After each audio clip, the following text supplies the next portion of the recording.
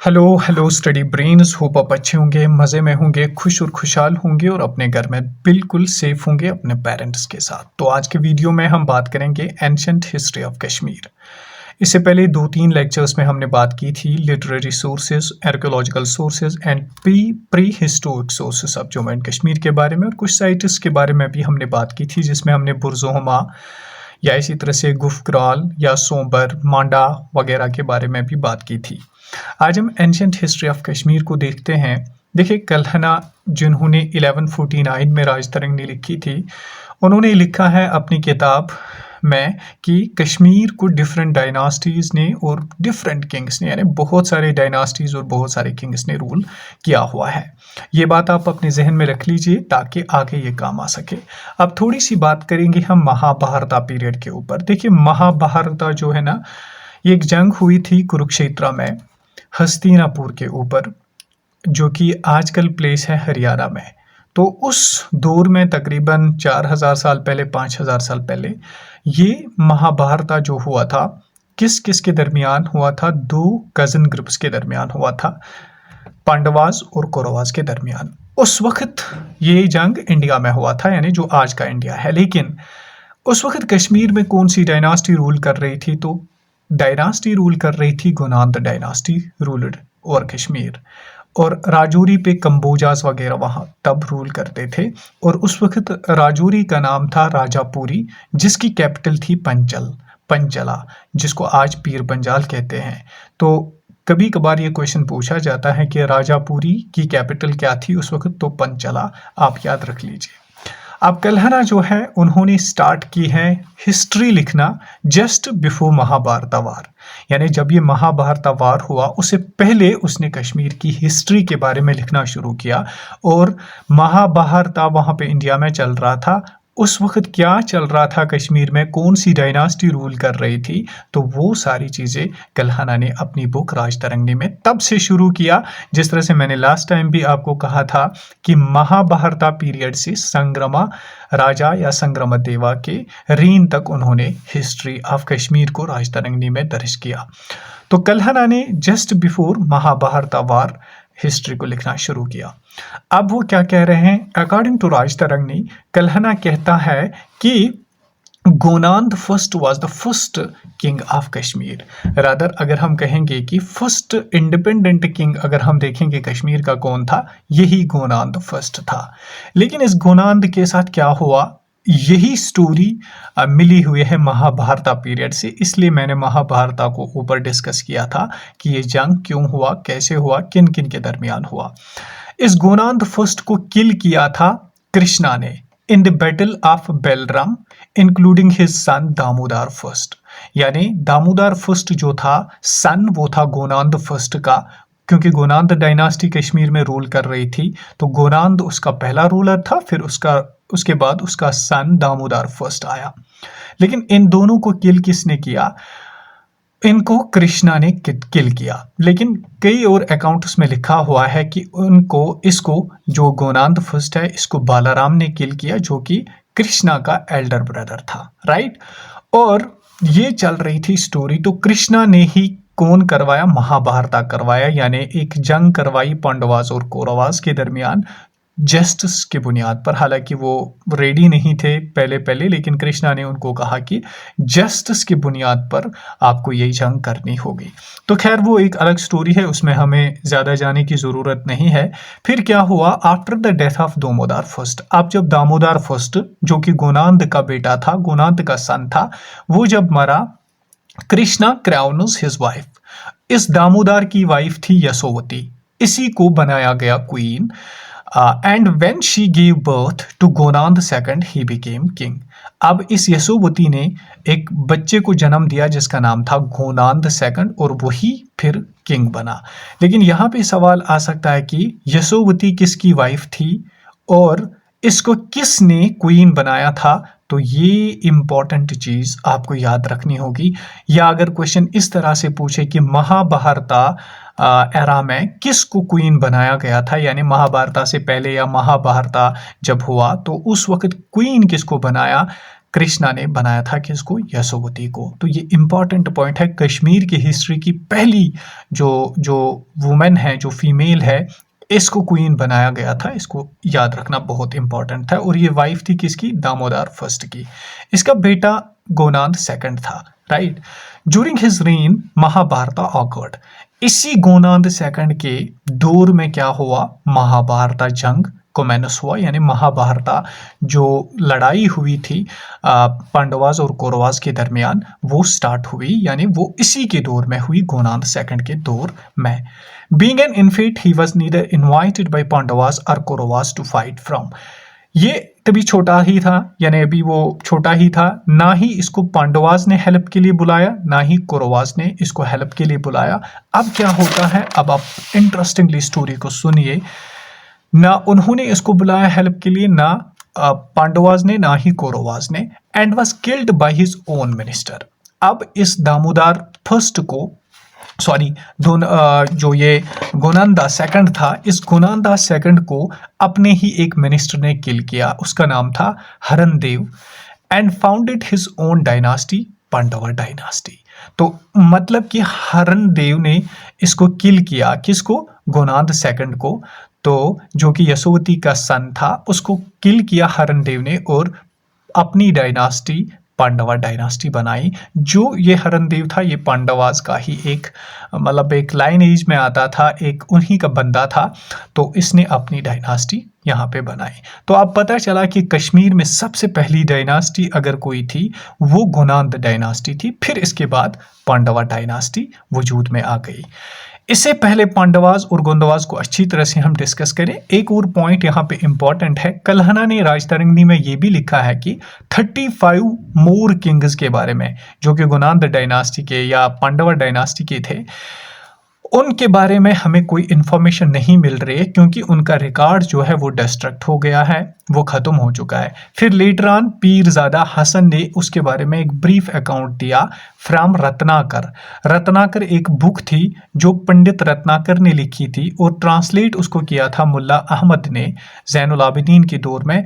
उन्होंने इन 35 किंग्स के बारे में थोड़ी सी इंफॉर्मेशन दी थी। इन शॉर्ट यहाँ पे याद रखना है, कल्हना कहता है कि मुझे इन 35 किंग्स के बारे में कोई इंफॉर्मेशन नहीं है। फिर इन 35 किंग्स के बारे में इंफॉर्मेशन मिली मुल्ला अहमद की एक बुक से, जो कि उन्होंने ट्रांसलेट की थी रत्नाकर को, जो पंडित रत्नाकर ने लिखी थी। आई होप यहाँ तक आपको चीज़ें क्लियर हुई होंगी। अब आते हैं हम वन बाय वन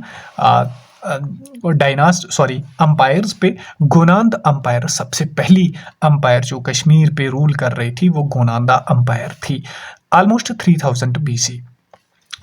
कल्हना क्या कहते हैं, कल्हना कहते हैं कि Gonanda first was the first independent king of Kashmir in 3000 BC। कहता है कि गोनांद फर्स्ट जो था, वो पहला इंडिपेंडेंट किंग था कश्मीर का 3000 साल पहले। 3000 साल पहले मतलब 3000 BC का मतलब होता है आज के, अगर आप 2025 साल इसमें ऐड करोगे तो ऑलमोस्ट 5005 ईयर्स अगो ये बात चल रही है, यानी 5005 साल पहले की बात है, जब गोनांद पहला रूलर था, कश्मीर का इंडिपेंडेंट रूलर था। Gonanda was killed by Balaram, elder bro of Krishna. मैंने पहले ही आपको बता दिया था, कहीं पे लिखा है कृष्णा ने खुद किया किल, लेकिन कहीं पे लिखा है बालारामा ने, जो कि एल्डर ब्रदर था कृष्णा का, उसने गोनांद फर्स्ट को मारा। उसने गोनांद फर्स्ट को इसी महाभारत के अंदर मारा था। आफ्टर हिज डेथ, जब गोनांद फर्स्ट की डेथ हो गई, Damodar first his son succeeded the throne. इसके बाद दामोदर फर्स्ट आया, जिसने कुर्सी को संभाला। Damodar first died in the battle with Krishna and his son Gonanda second of Yashovati became ruler. अब जब दामोदर फर्स्ट, इसको क्या किया गया, इसको कृष्णा ने कत्ल करवाया और इसको कृष्णा ने मारा। And his son Gonanda second of Yashovati, जो कि गोनांद सेकंड था यशोवती का बेटा और दामोदर फर्स्ट का बेटा, बिकेम रूलर, अब यही रूलर बना। During the rule of Gonanda second Mahabharata took place. अब इसी गोनांद सेकंड के रूल में, यानी इसी के रीन में महाभारत टुक प्लेस हुआ, यानी जंग हुआ। But he was killed by his own minister. इसको अपने ही मिनिस्टर ने कत्ल किया, इसको अपने ही मिनिस्टर ने मारा। यहाँ पे देखिए गोनाद फर्स्ट जो मरा था ना, वो महाभारता में नहीं मरा, बल्कि इससे पहले किसी जंग में मरा था। राइट, आई एम सॉरी, मैंने कहा कि गोनाद फर्स्ट को किस में मारा गया था, महाभारता ही में, लेकिन महाभारता तो गोनाद सेकंड के दौर में हुआ। ये किसी और जंग में कृष्ण के द्वारा मारा जाता है।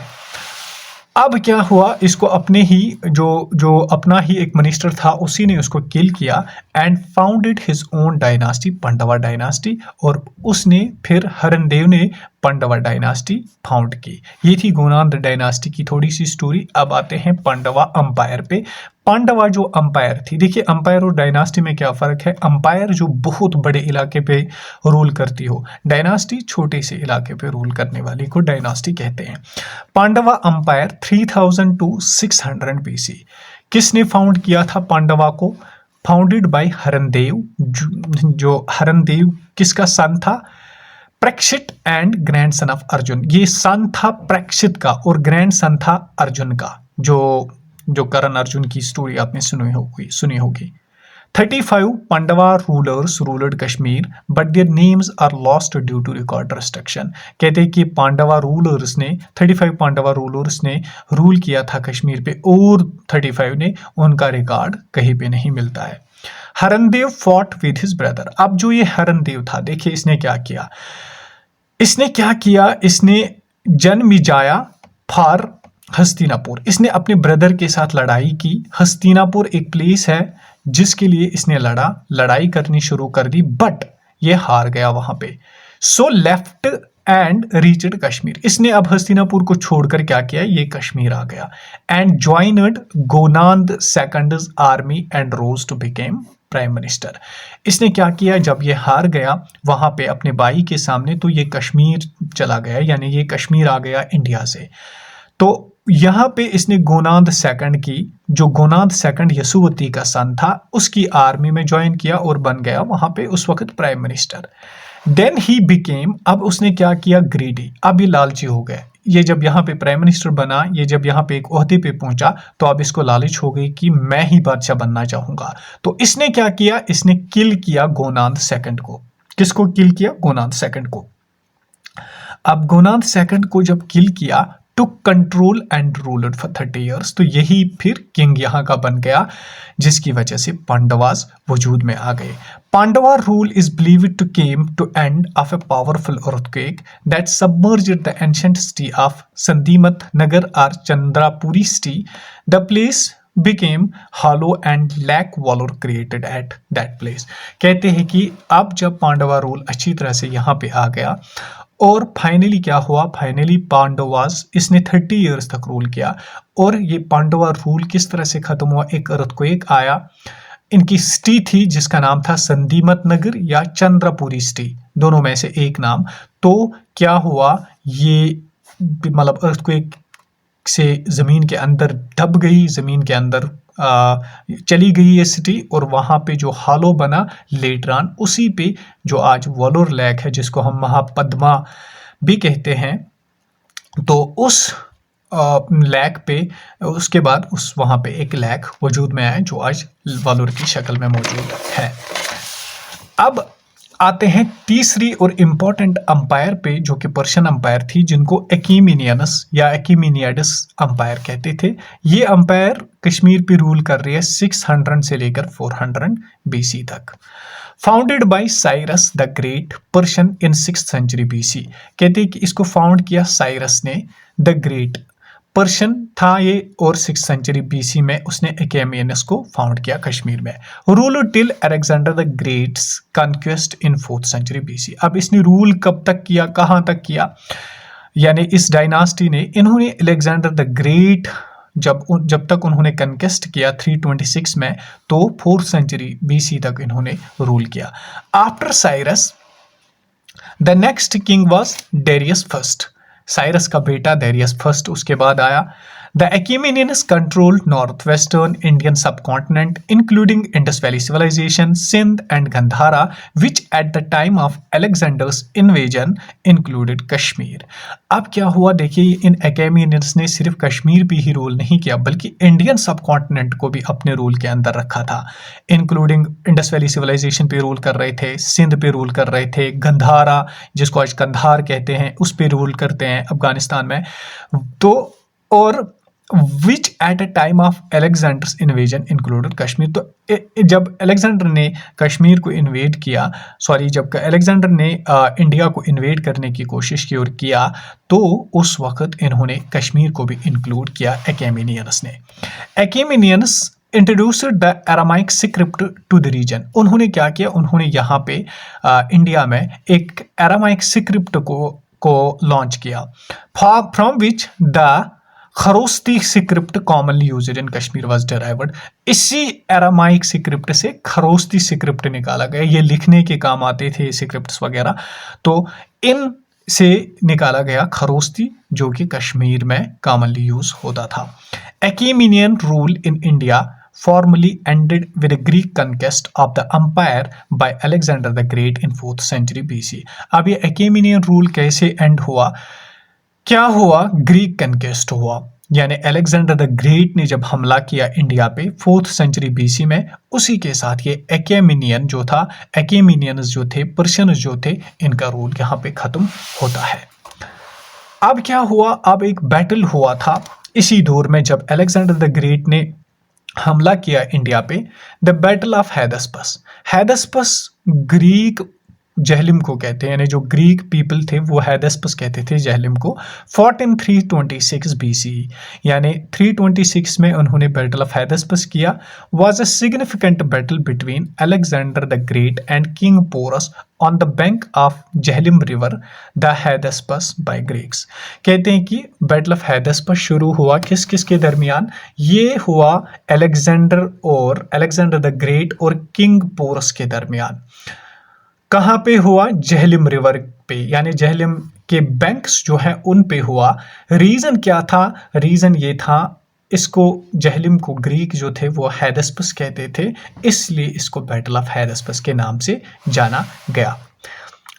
It is probably that during Alexander's invasion in India 326 BC the Achaemenians had lost Kashmir as it was ruled by king अबिसारा।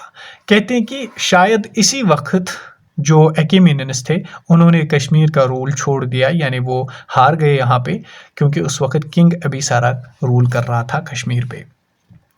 Following the decline of Persian rule, जब ये डिक्लाइन हुआ अब कंप्लीटली Achaemenians जिनको पर्शियंस भी कहते थे, जब ये खत्म हुआ, the powerful Mauryan umpire emerged. इसके बाद मौर्यन अंपायर इमर्ज हुई, यानी पहले जो गुनांद थे, फिर इसके बाद पांडवास आए, फिर Achaemenians आए, Achaemenians के बाद फिर मौर्यन अंपायर वजूद में आ गई। लेकिन इससे पहले हम थोड़ी सी बात करेंगे, मौर्यन अंपायर को डिस्कस करने से पहले हम बात करेंगे इन्वेजन ऑफ अलेक्जेंडर 326 BC। इसने कैसे इन्वेड किया, क्या किया अलेक्जेंडर ने। Probably by the time Alexander invaded in 326 BC, the Persian Achaemenian lost control over Kashmir। कहते कि शायद जब अलेक्जेंडर ने इंडिया पे इन्वेड किया, इंडिया पे हमला किया 326 BC में, तो पर्शियंस जो थे, Achaemenians जो थे, उन्होंने अपना कंट्रोल कश्मीर से खो दिया। When Alexander invaded Empire of Porus, अब जब हैदस्पस में, यानी बैटल ऑफ हैदस्पस में जब अलेक्जेंडर ने अंपायर ऑफ पोरस को हराया, इन्वेड किया, and was ruled by king Abisara, तो उस वक्त कश्मीर पे नया रूलर था जिसका नाम था king Abisara, who surrendered to Alexander. उसने क्या किया, उसने सरेंडर किया किसको, अलेक्जेंडर को। अच्छा, एक इंटरेस्टेड स्टोरी है ग्रीक्स के रिलेटेड, बफलेज से हमें एक स्टोरी मिलती है। बफलेज कहाँ पे है, ये पुंछ में एक जगह है। This was the place where Alexander lost his cherished horse, जिसका नाम था बुसिलिफस। बुसी बुसिफेलस। बुसिफेलस एक हॉर्स था अलेक्जेंडर का, उसको वो गुम होता है कहाँ पे, बफलेज में। इसे पता चलता है कि अलेक्जेंडर ने कश्मीर में भी यानी पुंछ में भी, जम्मू एंड कश्मीर में भी हमला किया था। अब आते हैं बैटल ऑफ हैदसपस। बैटल ऑफ हैदसपस जो कि जिसको जहलिम बैटल ऑफ जहलिम भी कहते हैं, 326 बीसी में ये हुआ।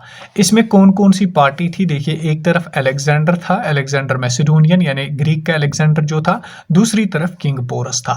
डेट क्या था, 326 बीसी में हुआ। Location on the bank of Jhelum यानी जिसको हैदसपस कहते थे ग्रीक, उस पे हुआ ये जंग। रिजल्ट क्या हुआ, victory for Alexander the great, यानी ये जंग अलेक्जेंडर द ग्रेट ने जीत लिया। अब कल के लेक्चर में हम मौर्यन अंपायर के बारे में पढ़ेंगे कि मौर्यन अंपायर ने किस तरह का रूल किया और क्या क्या उनके कौन कौन से रूलर्स थे। आई होप आपको ये सारी चीज़ें क्लियर हुई होंगी कि गोनांद अंपायर कैसे वजूद में आ गई, महाभारत का कनेक्शन क्या है जो कश्मीर की हिस्ट्री के साथ, फिर पांडवास का अंपायर किस तरह से, एकैमेनियंस का अंपायर किस तरह से आया, और अब हम कल वाले लेक्चर में मौर्यन के बारे में पढ़ेंगे। Thank you so much, stay happy, stay blessed. अगर कंटेंट अच्छा लगा, वीडियो अच्छा लगा तो दूसरों तक ज़रूर शेयर कीजिए।